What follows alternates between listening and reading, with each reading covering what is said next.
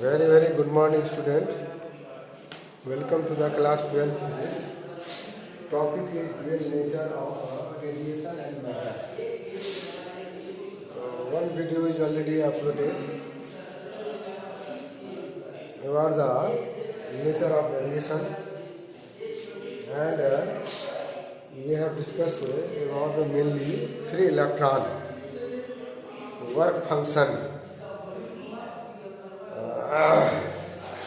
And also type of the emission of electron from the metal surface when a sufficient frequency radiation of sufficient frequency falls on the metal surface, the free electron eject from the metal surface. That one already discussed. Today we will see the subtopic photon picture of electromagnetic radiation. This is the photon. Then photon, all of you know, photon picture of electromagnetic radiation. Electromagnetic radiation. In EMW wave, we have seen light is an electromagnetic radiation, electromagnetic wave that we have seen in the electromagnetic spectrum. Right? उस chapter को थोड़ा सा बढ़िया से कर लेना है क्योंकि 3 मार्क्स का क्वेश्चन वहाँ से आता है और इस बार ऑब्जेक्टिव का ज़्यादा दौर है ना। नया वाला क्वेश्चन बैंक मार्केट में आ गया है, उसको लिखना है। नया टाइप का क्वेश्चन आ रहा है जो पीसा बेस्ड क्वेश्चन है, पीसा बेस्ड टाइप का क्वेश्चन आएगा। Electromagnetic wave, light electromagnetic wave हमको तो पता है। लाइट इज इलेक्ट्रोमैग्नेटिक वेव कैसे जानते हैं, मतलब रेडिएशन भी कह सकते हैं। इस इलेक्ट्रोमैग्नेटिक रेडिएशन का हम लोग देखे हैं नेचर ऑफ लाइट में देखे हैं wave nature of light we have seen in the previous chapter. तो इसको पढ़ाया नहीं गया है लेकिन ऊपर चुका होगा। तो wave nature of light was proposed by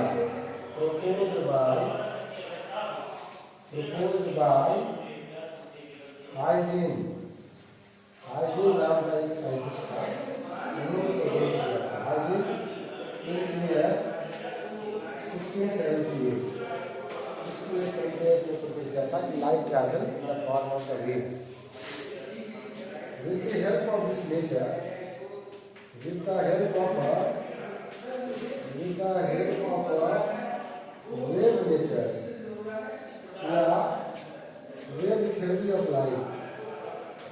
of light, the phenomena like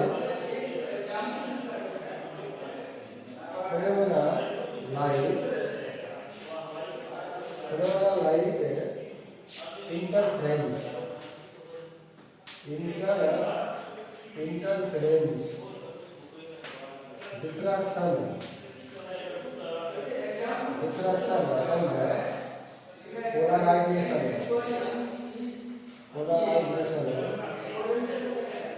can be explained। इसमें एक्सप्लेन किया जा सकता है। ये संभव हुआ, लेकिन 1778 में ये हाइजीन ने वेव नेचर दिया था, लेकिन इसका wave nature of light was confirm. Wave nature of light was confirmed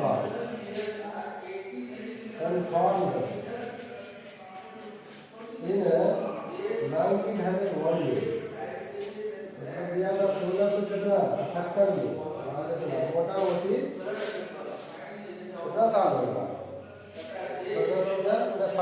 साल बाद किसने बताया था? थॉमसन ने बताया था। थॉमसन से ना, किसके द्वारा?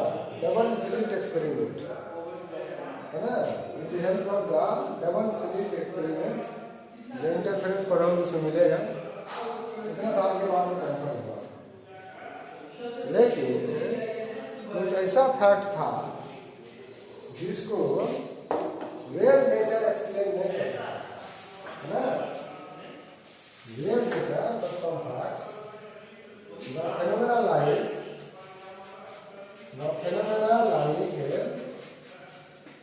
फोटो इलेक्ट्रिक इफेक्ट, चर्चा की थी। Photo electric effect can be explained by particle nature of light. Particle nature of light. Nature of light से explain होता है, राइट। इसका जो है लाइट का जो पार्टिकल नेचर है, इस नेचर को सबसे पहले कंफर्म किया था इन ईयर 1900 1919 में। Right. 1900. It was the year 1900. Right. The year was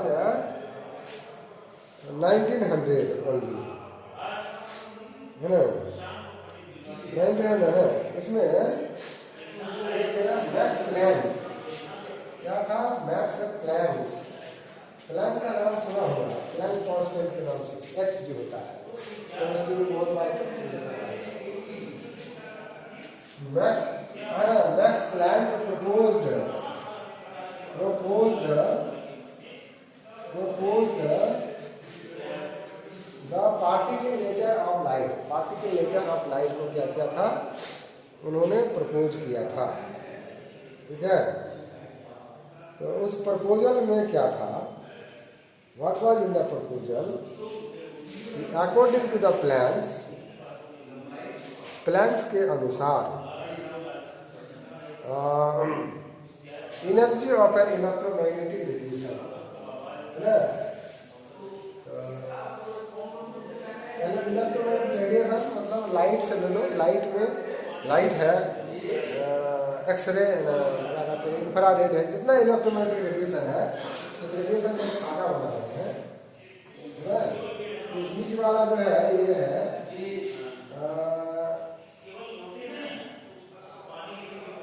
right, visible light है, विजिबल है, बी से लेकर रेड तक होता है इसका वीडियो। इसके ऊपर में अल्ट्रा वायलेट, इसमें एक्स रे, इसमें गामा रे, नीचे में इंफ्रारेड आया, फिर आ जाएगा माइक्रोवेव और फिर रेडियो वेव आएगा। ये सारा जो है ये इलेक्ट्रोमैग्नेटिक ईएम रेडिएशन कहलाता है, ईएम रेडिएशन, ठीक है। ये सारा इलेक्ट्रोमैग्नेटिक रेडिएशन में आएगा। तो अकॉर्डिंग टू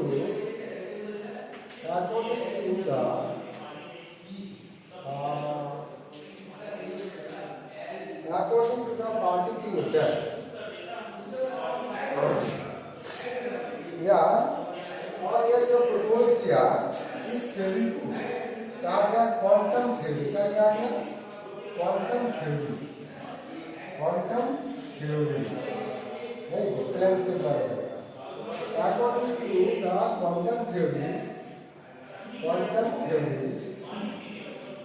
थ्योरी के अनुसार इलेक्ट्रोमैग्नेटिक रेडिएशन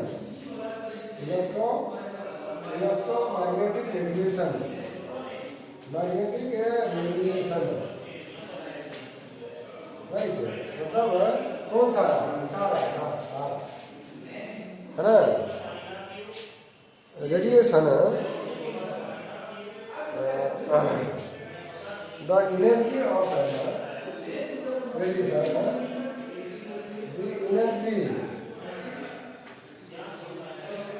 फिर quantum theory electromagnetic radiation has energy in the form of quanta, quanta के फॉर्म में होगा। तो जो रेडिएशन चलेगा वेव के फॉर्म में, ये क्वांटा में पैकेट के रूप में ले जाएगा इसको, है ना। This was the thinking of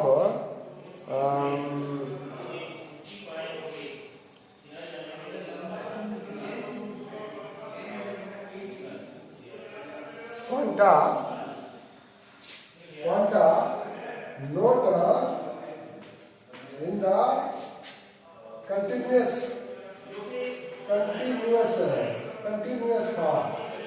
continuous form में नहीं होगा। लेकिन जो वेव थ्योरी है, जैसे यहाँ कोई हम पत्थर मारे, इसका इस तरह का वेव फ्रंट हुआ, तो ये जाएगा, ये इसको यूनिफॉर्म डिस्ट्रीब्यूशन माना जाता है। लेकिन क्वांटम थ्योरी के अनुसार क्या होगा, इसका जो वेव फॉर्म होगा उसमें डिस्क्रीट फॉर्म में रहेगा। कैसा फॉर्म रहेगा? क्वांटा फॉर्म में रहेगा। एंड ये quanta is a packet of energy, packet or bundle of energy। और इस एनर्जी से बंडल या दिस इज नेम्ड एज, नाम दिया है ऐसा, फोटोन। नाम क्या पड़ गया? नाम पड़ गया फोटोन। फोटोन के फॉर्म में वो आगे बढ़ता जाएगा, है ना। नाम उसका फोटोन दिया जाएगा, राइट है। और जब भी किसी मेटल सरफेस पर ये रेडिएशन मिलेगा, रेडिएशन मतलब ये सारा में से कोई, है ना। तो अगर मान लो कोई एक मेटल सरफेस ले लिया, मेटल है, ये मेटल है, मेटल रॉड है, इसका सरफेस है, इस पर रे ऑफ लाइट गिर रहा है, ऐसे से गिर रहा है। इसके साथ में क्या आएगा? फोटोन लेके आएगा, है। ये है रेडिएशन, ये रेडिएशन है, इसी का रेडिएशन है। इफ ये रेडिएशन है, रेडिएशन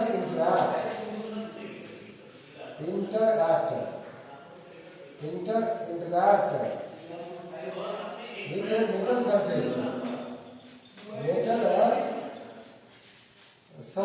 मेटल सरफेस से इंटरैक्ट करेगा, तो it will behave as a radiation है, बिहेव्स एज। तो ये रेडिएशन वेव के फॉर्म में है। The radiation behave as, radiation का बिहेव करता है, बिहेव एज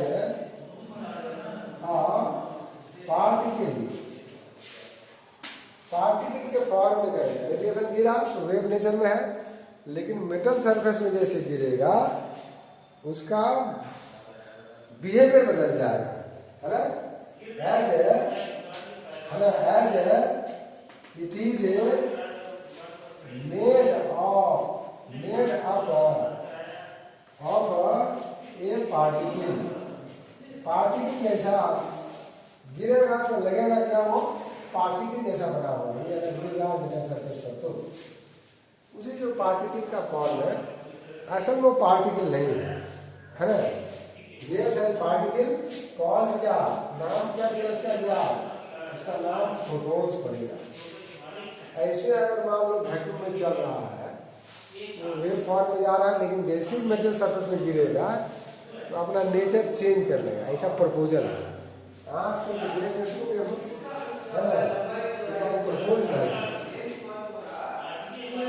तो ये जो and all the photons emitted by any source, और जो फोटोन इमिट होगा, मतलब कोई भी सोर्स क्या रखा है, ऑल द फोटोन्स, और सारे जो फोटोन है, इसका नाम दिया है लोगों ने, उसमें से न्यूटन का रोल है। प्लैंक्स ने तो उसको क्वांटा बोला था, बंडल बोला था, पैकेट ऑफ एनर्जी बोला था। उसका प्यारा सा नाम जो है फोटोन न्यूटन आइंस्टीन ने दिया था। किसने दिया था? आइंस्टीन ने दिया था। All the photons emitted by any source electromagnetic wave बता दिए हैं। सारे इलेक्ट्रोमैग्नेटिक वेव का सोर्स अलग अलग होता है, लेकिन सभी का स्पीड क्या होता है? सेम होता है। ये बात याद रखोगे। All photons emitted by any source, कोई भी सोर्स से फोटोन निकले, वो विजुअल लाइट के फॉर्म में निकले, अल्ट्रा वायलेट के फॉर्म में निकले, इंफ्रारेड के फॉर्म में निकले, रेड के वेव के फॉर्म में निकले, है ना? ट्रैवल इन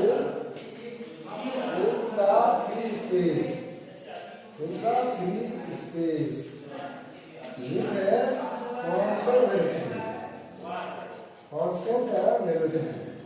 constant velocity से चलेगा, स्पेस पे चलेगा, लेकिन c बराबर कितना होगा? 3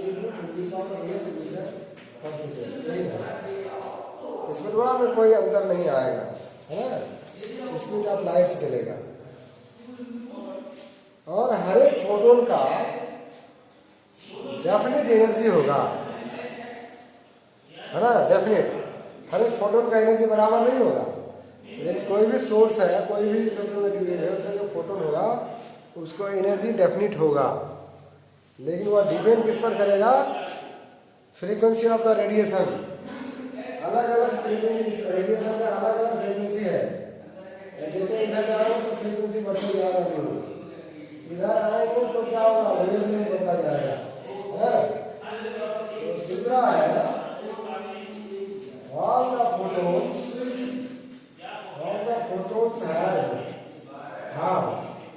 have a definite energy होगा, पक्का होगा। Depending on the frequency of radiation, जो रेडिएशन आ रहा है, फ्रीक्वेंसी न्यू ऑफ रेडिएशन, इसके रेडिएशन पर डिपेंड करेगा, रेडिएशन के फ्रीक्वेंसी पर डिपेंड करेगा। दैट इज फोटोन के पास एनर्जी ऑफ ए फोटोन बराबर होता है h म्यू फ्रीक्वेंसी, मतलब E बराबर h mu. E proportional to क्या होगा? म्यू क्या है? ये जो म्यू जो है फ्रीक्वेंसी है, फ्रीक्वेंसी अगर अधिक होगा उसके फोटोन के पास ज्यादा एनर्जी होगा। जैसे वायलेट से ज्यादा फ्रीक्वेंसी किसका है? अल्ट्रावायलेट का। अल्ट्रावायलेट का फोटोन अगर शरीर में गिरेगा तो स्किन को जला देगा, इसलिए अल्ट्रावायलेट रेज को आने नहीं देते हैं। भगवान ने एक प्रोटेक्टिव ब्लैंकेट ऊपर में चढ़ा दिया है, ओजोन लेयर, जो उसको रोकते रहता है। ठीक है, तो इसको और फॉर्म में कर सकते हैं। ये सब छोटा छोटा फॉर्मूला केमिकल में सॉल्व हुआ। ई बराबर कितना हो गया? एनर्जी ऑफ फोटोन बराबर हो गया h mu. But you know mu बराबर क्या होता है? c बराबर कितना होता है? c बराबर म्यू लेंदा। म्यू बराबर क्या होगा? c बटे लेंदा। म्यू के बदले अगर रख देंगे hc बाई लेंदा, ऐसा फॉर्म दे सकते हैं। तो जिसका लेंदा ज्यादा होगा जिस रेडिएशन का, उसके उस रेडिएशन के फोटोन का एनर्जी कम होगा, है? जैसे नीचे आएंगे वेवलेंथ क्या होगा? बढ़ते जाएगा, है ना? समझा वेवलेंथ रेडियो वेव का होता है, जो हम लोग इलेक्ट्रोमैग्नेटिक वेव में पढ़े हैं। तो इलेक्ट्रोमैग्नेटिक वेव को इस वीडियो देखने के बाद आज ही रिविजन कर लेना है, थोड़ा इट विल हेल्प यू। अब इसमें कुछ प्रॉपर्टी देखते हैं। ये सारा प्रॉपर्टी है फोटोन का, ये समझ आएगा तो आगे जो एक्चुअल पार्ट हम लोग पढ़ेंगे वो very easily you can understand, है ना? राइट। अगर मान लो ये जा रहा है, लाइट जा रहा है, इलेक्ट्रोमैग्नेटिक वेव जा रहा है, एयर से जाकर के वाटर में घुस गया, वाटर से जाकर के ग्लास में घुस गया, है ना? अगर ट्रांसपेरेंट होगा तो बहते जाएगा। तो द फ्रीक्वेंसी ऑफ अगला देखेंगे frequency of radiation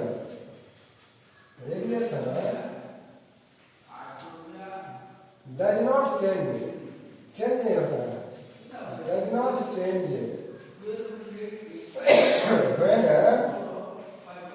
when radiation कहा है मतलब समझ रहे हो ना, रेडिएशन मतलब कहा है ये सारा, ये visible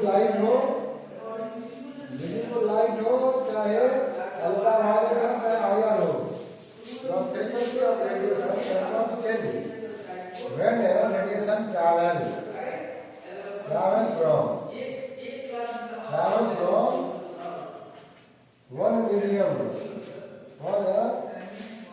medium to another medium, एक मीडियम से दूसरे मीडियम में जाने पर फ्रीक्वेंसी चेंज नहीं होता है। लाइट से तो सुना था, लाइट अगर ट्रेवल कर रहा हो 1 मीडियम से दूसरे मीडियम तो बेंड कर जाता है, लेकिन वहाँ पर क्या चेंज नहीं होता है, डायरेक्शन तो चेंज हो जाता है, फ्रीक्वेंसी सेम रहता है।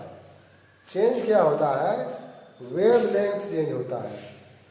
तो लेकिन क्या होगा, मीडियम जैसे चेंज होगा, हवा में रेडिएशन चल रहा है, ये कोई भी रेडिएशन, उसका स्पीड तो फिक्स है, मतलब फ्री स्पेस या एयर में अगर ये सारा रेडिएशन जा रहा है तो उसका स्पीड फिक्स है, कितना 3 × 10⁸ मीटर पर सेकेंड।